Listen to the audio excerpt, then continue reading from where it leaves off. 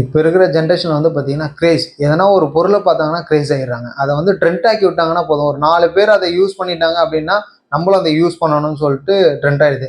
அதே மாதிரி தான் இந்த ஃபயர் கட்டும். இது ஃபயர் கட் பண்ணுறதுனால ஒரு யூஸுமே கிடையாது. இதே ஃபயர் கட்டை நீங்கள் ஆக்டர்ஸ்லாம் பண்ணியிருக்கணுமே. இவ்வளோ ட்ரெண்டாக எல்லா ட்ரெண்டான ஒரு விஷயத்தையும் பண்ணுறாங்க ஆக்டர்ஸ். ஏன் இந்த மாதிரி ஃபயர் கட்டும் சரி, டிஃப்ரெண்ட்டாக வந்து பார்த்தீங்கன்னா நீங்கள் இன்ஸ்டாவில் ஃபேமஸ் ஆகுதும் சரி, யூடியூப்ல ஃபேமஸ் ஆகுறது ஏன் வந்து பார்த்தீங்கன்னா ஆக்டர்ஸும் செலிபிரிட்டியும் பண்ணுறதில்ல? ஏன்னா அவங்களுக்கு தெரியுது எது பெஸ்ட்டு, எது பெஸ்ட் இல்லைன்னு சொல்லிட்டு. எது வேணும் எது வேணான்றதை அவங்க டிசைட் பண்ணுவாங்க. எப்படி டிசைட் பண்ணுவாங்கன்னு பார்த்தீங்கன்னா, அவங்க ஒரு சீனியர் பர்சன்ட்டை வந்து பார்த்தீங்கன்னா கன்சல்ட் பண்ணுவாங்க. ஓகேங்களா? நீங்கள் ஒரு ஃபயர் கட் பண்ணுறதுனால ஒரு பிரயோஜனமும் கிடையாது. ஏன்னா அதை திருப்பி நீங்கள் ஹர்ட் தான் பண்ணுறீங்க. நீங்கள் உங்கள் ஹேரை கேர் பண்ணணும் அப்படின்னா கன்சல்ட் பண்ணுங்கள். ப்ராப்பரான ஹேர் போயிட்டு கன்சல்ட் பண்ணுங்கள். எல்லா ஹேர் வந்து பார்த்தீங்கன்னா ப்ராப்பராக பண்ணுறாங்கன்றது தெரியல. எல்லாரும் ஒரு சின்ன ஒரு கிரேஸ், மற்றவங்க முடி தானே நம்ம முடியல அப்படின்ற மாதிரி எல்லாரும் யூஸ்வலாக பண்ணிட்டு இருக்காங்க. ஆனால் என்னை பொறுத்த வரைக்கும் ஃபயர் கட் பண்ணக்கூடாது, பண்ணாதீங்க ஹேர் சொல்லிட்டு இருக்கேன். நான் அதை சில ஹேர் கேட்குறாங்க, சில ஹேர் கேட்க மாட்டாங்க.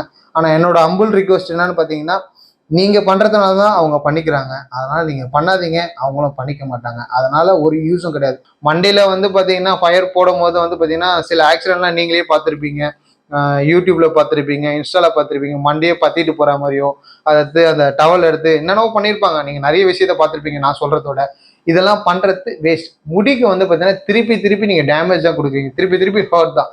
ஏன் அப்படின்னு பார்த்தீங்கன்னா, நம்ம உடம்புல இருக்கிற பார்ட்டுலயே ரொம்ப ரொம்ப ரொம்ப ரொம்ப வீக்கான பார்ட் எதுன்னு பார்த்தீங்கன்னா முடி மட்டும்தான்.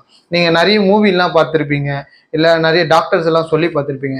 நார்மலாக எதனா ஃபீவர் வந்தாலும் டேப்லெட் எடுத்தாலோ, இல்லை ஃபீவர் வந்தாலோ எனக்கு ஹேர் லாஸ் ஆகுது, ஹெல்த் இஷ்யூஸ் சின்னதாக எதனா வந்தாலும் ஹேர் லாஸ் ஆகுது. அப்போ பார்த்துங்க, நம்ம உடம்புல எந்த பார்ட் ரொம்ப ரொம்ப வீக்காக இருக்குன்னு சொல்லிட்டு அந்த பார்ட்டை நம்ம எந்த அளவுக்கு கேர் பண்ணணுன்றதை நீங்களே டிசைட் பண்ணிக்கோங்க. ஏன் அப்படின்னா, ஒரு பிறந்த குழந்தை எப்படி நம்ம கேர் பண்ணுறோமோ அதே மாதிரி தான் நம்ம ஹேரையும் கேர் பண்ணணும். முடி போயிட்ட பிறகு ஐயோ முடி போயிடுச்சுன்றது நல்லா இருக்காது. நீங்கள் ஃபயர் கட் பண்ணுங்க, வேணான்னு சொல்லலை. ஆனால் எதுக்கு பண்ணணும், எதுக்கு பண்ணுறோம் அப்படின்னு தெரிஞ்சுக்கிட்டு பண்ணுங்க. வேணுமா வேணாமன்றதை நீங்களே டிசைட் பண்ணிப்பீங்க.